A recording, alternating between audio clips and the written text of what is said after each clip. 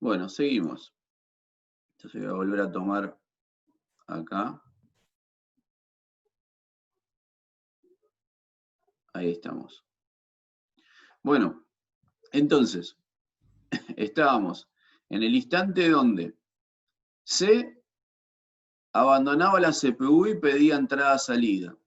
A finalizaba la entrada-salida y volvía a la red IQ. ¿Sí? Luego que volvía al final de la red IQ, la CPU quedaba vacía, cosa que D podía tomar la CPU porque estaba vacía, ¿sí? O sea, a B lo tengo en entrada-salida, a C lo tengo en la WAQ, a lo tengo al final de la red IQ. Entonces, al estar la CPU vacía, tomo el proceso D. Saco el proceso D de la red IQ y lo ubico, en este caso, con una única ráfaga de 6 unidades, ¿sí?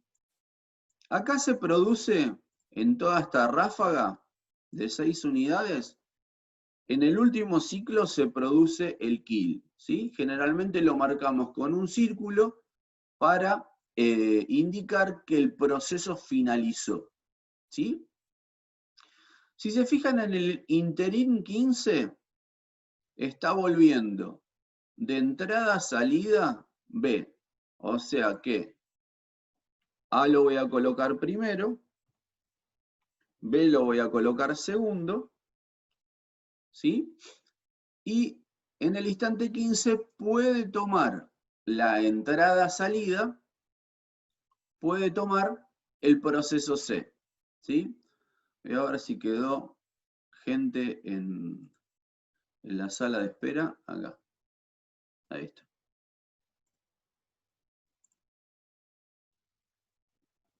Entonces, acá voy a tomar por 2 unidades la entrada-salida. Este va a ser C.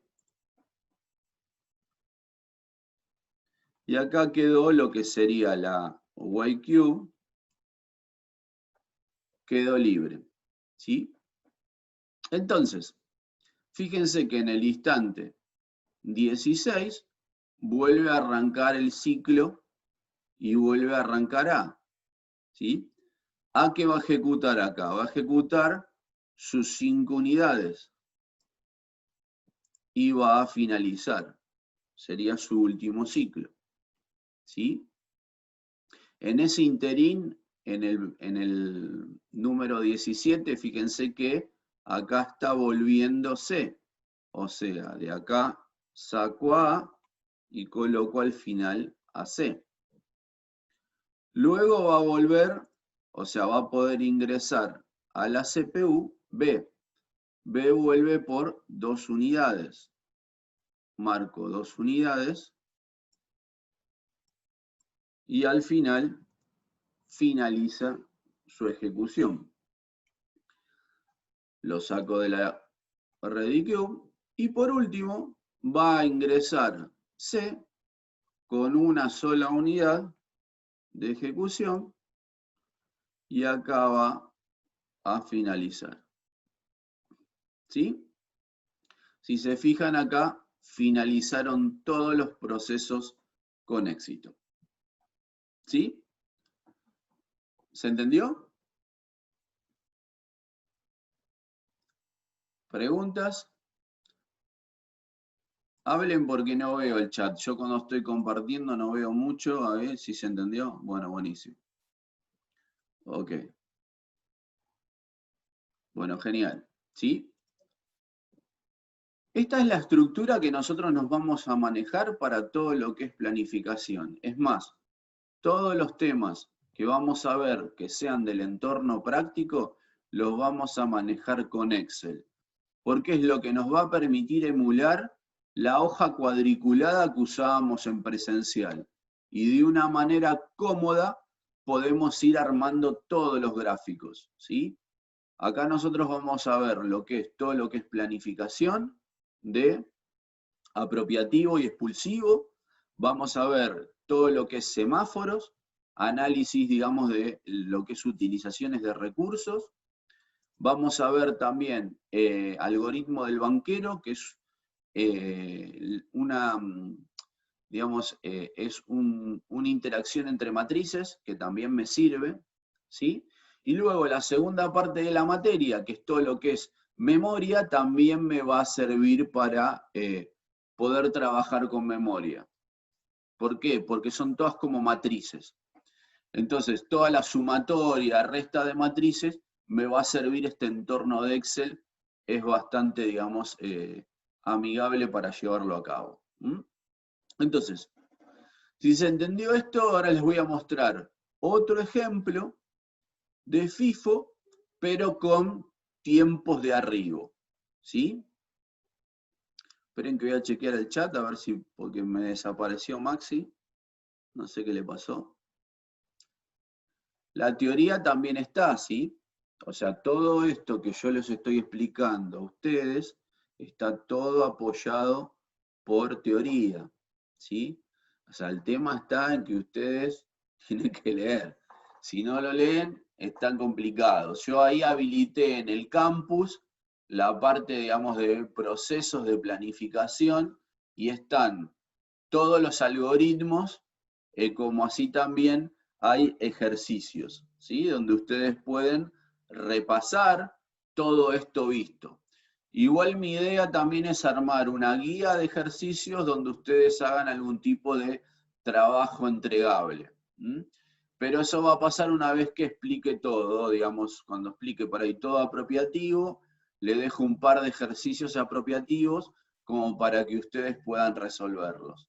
Después dejo, no sé, un par de ejercicios expulsivos como para que ustedes puedan resolverlos y así también ir midiéndose cómo vienen ustedes, ¿sí? Dentro de la cursada.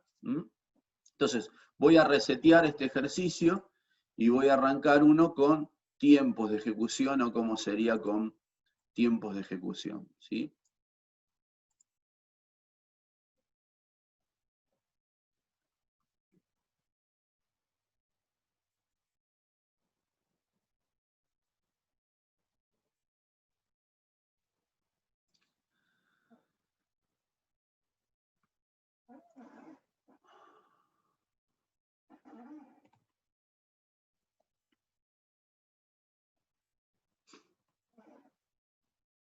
Bueno, entonces, ahí puse tiempos de arribo para cambiar un poco el esquema y cómo interactuaríamos con este ejercicio con una distinta disposición de los procesos, ¿sí? Entonces, vamos a ver un poco cómo quedarían en este caso.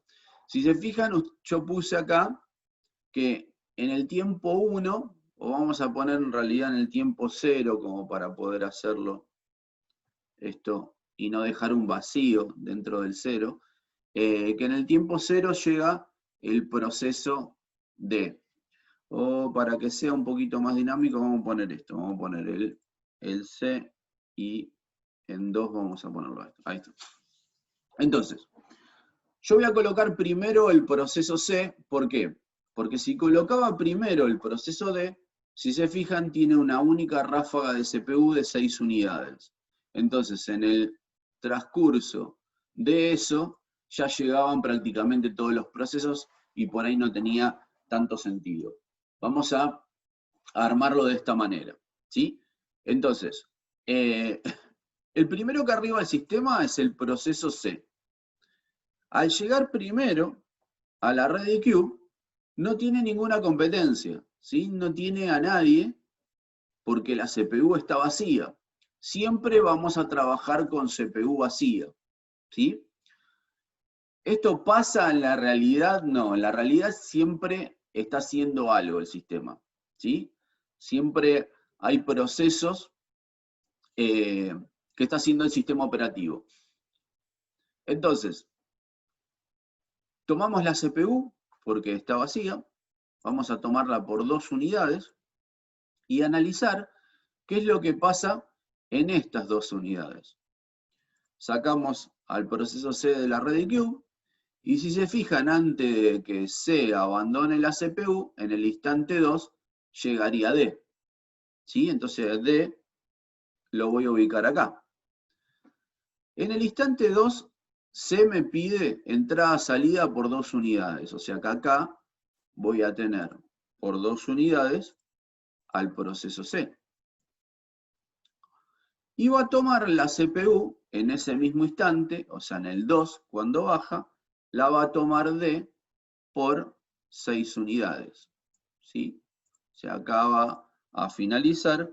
Y como se trata de un esquema apropiativo, podemos analizar qué es lo que va a pasar hasta el instante 8. ¿Sí? Entonces, fíjense, ¿cuándo pasa algo acá en el sistema? En el sistema va a pasar algo recién en el instante 5 de arribo de procesos. Pero lo que tenemos que tener en cuenta también es los procesos que ya tenemos en el sistema. ¿A quién tenemos en el sistema? En el sistema tenemos al proceso D, que está en la CPU, y al proceso C, ojo con el proceso C, que está tomando un dispositivo. Si ustedes se fijan, en el instante 4 abandona este dispositivo el proceso C, o sea, sale de wait y va a ready. Entonces, en el instante 4, ¿hay alguien? ¿Llegó alguien a la ReadyQ? No, si se fijan está vacía. ¿Por qué A recién llega en el instante 5? Entonces, primero de todos hay que colocar a C. Luego va a venir A y luego va a venir B. Esta sería la secuencia que va a quedar armada. ¿Por qué ya previamente lo armé? Porque hasta el tiempo 8 no pasa nada. Fíjense que D finaliza en el tiempo 8. Y acá arriban todos hasta el tiempo 7. Lo que sí hay que tener mucho cuidado a la hora de armar la ReadyQ es, en este caso, que tengo AC en entrada-salida y va a salir primero, arribando primero de todos a la ReadyQ. ¿Sí? Entonces, una vez que finaliza D, el primero que va a tomar la CPU va a ser el proceso C. ¿Por cuánto lo va a tomar? Fíjense, por una unidad. O sea, yo vengo acá y ya finaliza. Finaliza su ejecución. Ahora, ¿quién viene? Viene el proceso A. El proceso A toma la CPU por 5 unidades. O sea, vengo acá hasta 15, bajo 5 de entrada a salida. ¿Cómo? Agarraste 6 unidades. Perdón, muchas gracias. Ahí estamos. Muchas gracias. Luego, también por 5 unidades, va a ser su entrada-salida.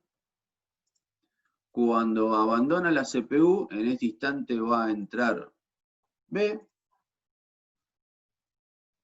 por 3 unidades. Va a tener que aguardar el await queue porque está A ejecutándose. Cuando vuelve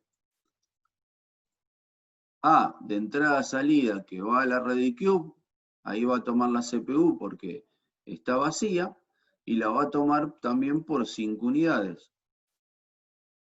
Y acá va a finalizar. Me voy a detener acá un momento para analizar esto que pasó. Fíjense que acá quedó como si fuera un pequeño pilar donde no hay ningún proceso adentro de la CPU. ¿Sí? O sea, ¿por qué? Porque acá bajó A y tomó el dispositivo. Luego ejecutó 3 unidades B y va a solicitar un dispositivo que está siendo utilizado por el proceso A. O sea, por ende tiene que esperar el await queue. Y después no tengo ningún otro proceso dentro de la ReadyQ. Esto que pasa acá, esto que ven acá, se llama proceso vacío. es cuando la CPU se encapsula por no tener ningún proceso en ejecución, ¿sí? Entonces, si quieren a toda esta columna, ustedes le pueden poner PB, ¿sí? De proceso vacío. ¿Se entendió eso? ¿Sí? ¿Eso hay que ponerlo sí o sí, lo de PB? Sí. Hay que indicar que es un proceso vacío que se produce. ¿Sí? Luego, en el instante que abandona la entrada-salida A, tomaría este recurso el proceso B. O sea, lo saco de acá y va a tomar también la entrada-salida por 5 unidades. Tomo por 5 unidades, coloco verde. Y después abandonaría la entrada-salida para tomar, tomar la CPU por 2 unidades de tiempo. Y acá finaliza. Fíjense cómo cambió el esquema, comparándolo con el anterior, ¿sí? En lo que respecta con un simple cambio de arribos, ¿sí?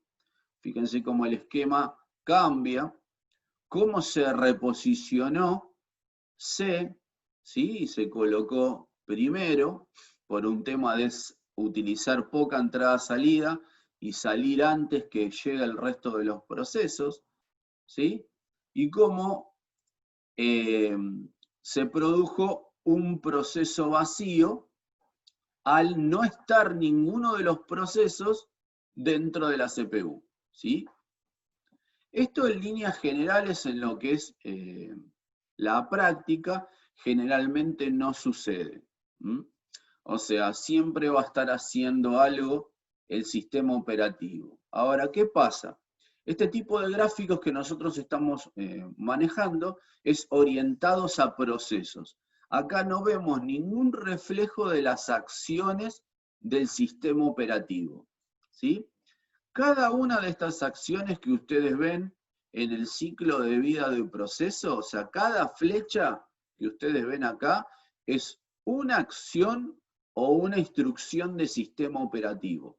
Yo tengo que informarle de alguna manera al sistema operativo que se está produciendo esa fase o esa instancia, ¿sí? Si yo llevo un proceso de new a ready, tengo que informarle al sistema operativo. Si yo traslado un proceso de ready a exec, tengo que avisarle al sistema operativo. ¿Por qué? Porque en todas estas fases lo que se produce es un cambio de contexto, ¿sí? O en algunas bibliografías aparece como process switch, ¿sí? Un intercambio del entorno de un proceso. ¿Qué refleja todo esto? Refleja que yo tengo que de alguna manera o implementar algún mecanismo de guardado de hasta dónde ejecuté dentro de un proceso. Cuando un proceso pide una entrada-salida, como tiene que abandonar la CPU, tiene que guardar cuál fue la última línea de ejecución y cómo se encontraban sus variables en ese momento, ¿sí? Esto nosotros lo vemos un poco en SPD cuando hablamos un poco de lenguajes de assembler, cuando hablamos un poco de la máquina de von Neumann, de los registros, cuando vemos el tema de AX, BX, CX, DX, justamente son todas las variables o los estados que tiene un proceso dentro de la ejecución del mismo. Recuerden que un proceso que son comandos, líneas numeradas donde yo voy accionando cada una de esas líneas, ¿sí? Que son requerimientos que pide, en donde luego tengo que tener algún tipo de mecanismo de poder guardarlo. Entonces, cuando un dispositivo, cuando un proceso a mí me pide un dispositivo, yo tengo que justamente guardar todas las condiciones que tiene. Luego que usó ese dispositivo, vuelve a la ReadyQ, cuando lo vuelvo a exec, tengo que volver a cargar todas esas condiciones para que no arranque desde un principio. Si no, siempre estaría seteando a 0 las condiciones de un proceso. ¿Se entiende un poco eso?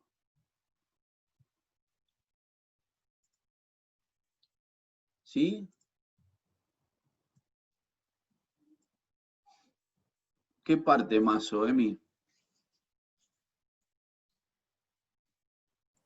No, te agarré ya empezado porque tuve que ir a... Pusieron música acá y te agarré empezado, entonces Ok, cagué, ok. me perdí. Después escucho la rep igual. Ok. Igual, o sea, todos estos fundamentos están con la lectura.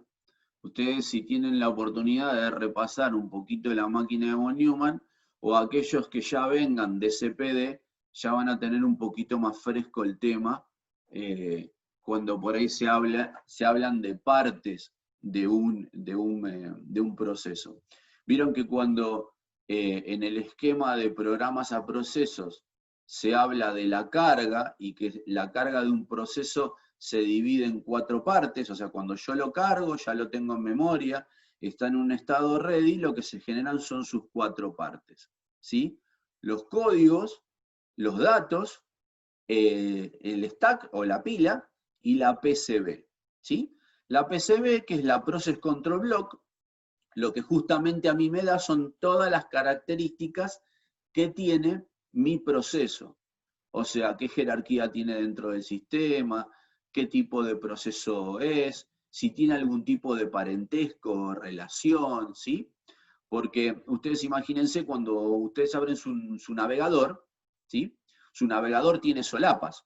Entonces, lo que es la parte de codificación, que no se toca, no se altera, se carga una sola vez.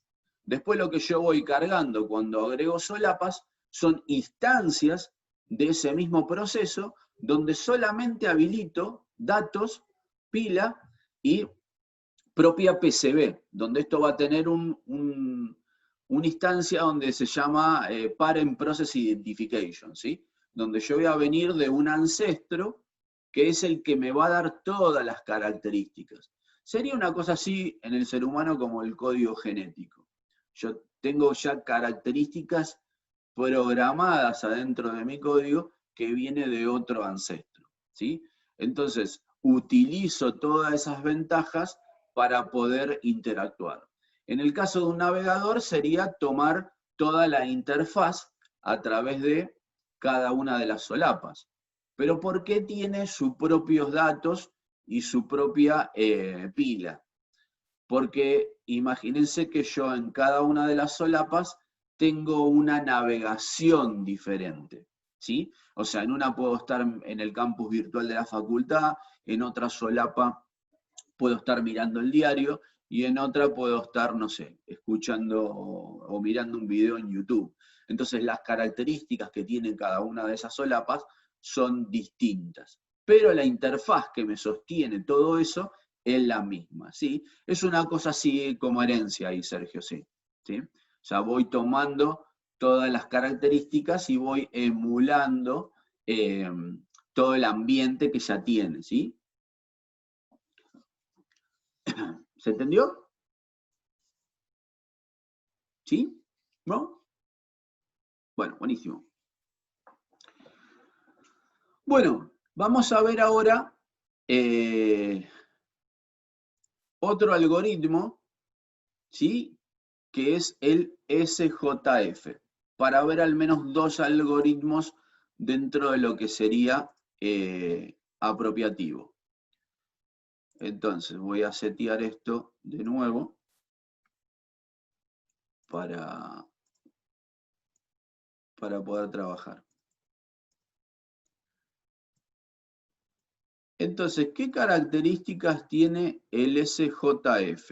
El SJF nosotros ya lo vimos algo en SPD, justamente que en vez de llamarse SJF, se llamaba SSTF, ¿sí? Donde lo vimos como Shortest Seek First Time. El SJF es Shortest Shaft First, ¿sí? Que en definitiva es exactamente lo mismo, o sea, lo que sería el proceso más pequeño es el que primero se va a ubicar adentro de la planificación de la red eCube. Recuerden que tanto FIFO como SJF van a ser planificables adentro de la red eCube. Después vamos a tener otros que son planificables a nivel de la CPU, pero este es distinto. Entonces, voy a cambiar acá, SJF, y voy a poner todo tiempo cero para ver las diferencias también cambiando tiempos, ¿sí? Entonces, vamos a ver cómo se empiezan estos. Estos se van a arrancar diferentes que el FIFO. Lo que primero hay que hacer para saber o considerar el tamaño y cómo los acomodo dentro de la red eCube es una sumatoria horizontal de todos los tiempos que tengo en cada proceso. O sea, voy a tomar del proceso A todos sus tiempos que tiene, incluyendo entrada-salida, ¿sí? Entonces, lo que tomo acá es 15 como valor de sumatoria de tiempos, ¿sí? Después, tomo el proceso B, tengo 10 como sumatoria de todos los tiempos, luego tengo 5 y por último tengo 6. Esto me va a dar un panorama a la hora de poder ubicarlos adentro de la red eCube. En caso de empate, se define por FIFO. O sea, ¿qué quiere decir? Si tengo dos procesos con el mismo tamaño, voy a considerar quién llegó primero. Y ahí lo voy a poner primero a ese proceso y al lado el otro, ¿sí? Entonces, en este caso no, tengo todos tamaños distintos. Como todos arriban al mismo tiempo, los voy a ubicar justamente por tamaño. Entonces, primero lo voy a ubicar a C, luego lo voy a ubicar a D, luego a B y último A. Fíjense que A es el tamaño, es el proceso más pesado, es el que tiene el mayor tamaño, ¿sí? Entonces, voy a ejecutar a cada uno. Recuerden que estamos en arquitecturas que son apropiativas, o sea, una vez que el proceso ingrese a CPU, aunque tenga el mayor tamaño y luego venga uno de menor tamaño, no me va a afectar a la ejecución. Lo único que voy a tener es un reacomodamiento adentro de la red eCube, ¿sí? ¿Qué es lo que va a pasar ahora? Fíjense, yo tomo el proceso C, que es el más pequeño. Me consume 2 unidades de ejecución de la CPU. Luego se va por 2 unidades a entrada-salida, ¿sí? Luego viene D. Voy a tomar a D por 6 unidades. Que este finaliza. Fíjense que en el instante 4, C abandona el área de entrada-salida, ¿sí? Y va a volver a la red eCube, o sea, va a hacer este cambio. Estaba en wait C y va a volver a la red eCube. Como este algoritmo es planificable a través de la red eCube, lo que va a medirse es con el resto de procesos que se encuentran ahí adentro. Entonces, ¿cuál es el más pequeño? ¿Cuál es el más pequeño acá? El B. No. El ¿Quién C. volvió? El C C. sigue siendo más pequeño. Exactamente, exactamente. El C. Entonces, fíjense, el C es el primero que se va a volver a colocar adentro de la red eCube. ¿Sí? Fíjense cómo replanificó la secuencia que tenía anteriormente y ubicó primero al proceso C. O sea que después que finalice D, va a volver a entrar C por 1 unidad de tiempo iba a hacer su kill. ¿Sí? Fíjense cómo le robó, al ser más pequeño, le robó esa posición a B y a A, que eran los más pesados. Ahora voy a tomar al proceso B y voy a ejecutar 3 unidades de tiempo. Me voy a ir a entrada-salida por 5 unidades.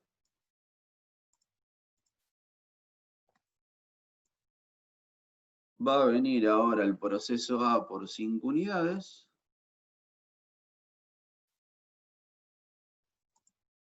Se va a ir a entrada-salida por 5 unidades más. Luego, justo en ese momento, sale B, como no hay nadie, y justo no hay nadie en lo que es la CPU, va directamente a la CPU por 2 unidades. Acá finaliza. Luego se va a producir todo esto de proceso vacío. ¿Sí? Todo esto voy a tener de proceso vacío. Y luego va a salir A y va a ejecutar otras 5 unidades. ¿Sí? Y acá va a finalizar. ¿Sí? ¿Se entendió cómo funciona el SJF? ¿Cómo planifica a nivel de Redicube? ¿Sí? Sí. Lo que tiene este algoritmo, como el algoritmo de movimiento de brazo de disco, es que tiende a provocar starvation, ¿sí? Que es una anomalía que ya hablamos en SPD, que es que mientras vayan llegando procesos de menor tamaño, siempre les va a dar prioridad y los procesos más pesados van a tener que esperar adentro de la Redicube un tiempo por demasía, ¿sí? Esto los va a ir dilatando en el tiempo, no quiere decir que no los atienda, ¿sí? En algún momento los va a atender, pero les va a hacer esperar un tiempo más prolongado. Este algoritmo está orientado más que nada para procesos livianos o darle prioridad a aquellos procesos pequeños para liberar enseguida la CPU, ¿sí? ¿Se entiende? Una pregunta. Sí, Por ejemplo, al empatar, sí, empatarías B y C, por ejemplo, empata con 5. sí. ¿Pasa primero B? Si sería el valor total, vos lo primero Sí, que sí, sí. tenés que sumar. O sea, vos tendrías que tener un caso así. Te doy un ejemplo, ¿sí? Tendrías que tener este caso. ¿Ves que estos dos yo los coloco con valor 5? Imaginemos que acá dice 5, ¿sí? Si tengo este caso, voy a definir por C primero, porque estoy ordenando alfabéticamente. Si habría acá un orden de llegada donde, suponete, este entró en el tiempo 2 y este entró en el tiempo 3, este en el 0 y este en el 1, por ponerte tiempos, ¿sí? Fíjate, estos dos empatan en tamaño, pero el que llegó primero es el D. Entonces, colocaría primero a D. ¿Se entienden? Ah, sí, sí, sí. ¿Sí? O sea, Perfecto. empatan en tamaño, pero siempre voy a definir por FIFO. O sea, cuando hay una incertidumbre dentro de los algoritmos, siempre se opta por definir en FIFO, que se puede definir por tiempos o por vejez en el sistema. O sea, aquel proceso que haya estado muchos ciclos dentro del sistema, se lo va a tomar como primario y al otro se lo va a ubicar después. ¿Sí? ¿Quedó claro? ¿Alguna duda? ¿Sí, no?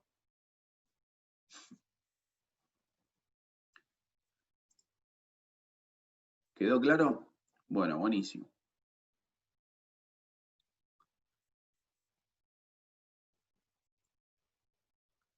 ¿A dónde dice Sergio? ¿Por qué no se hace lo mismo que C? ¿En qué sentido?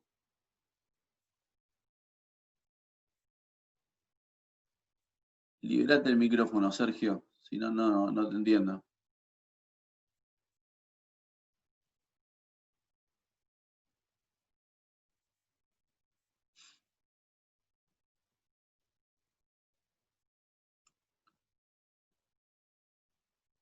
No entendí tu pregunta, Sergio.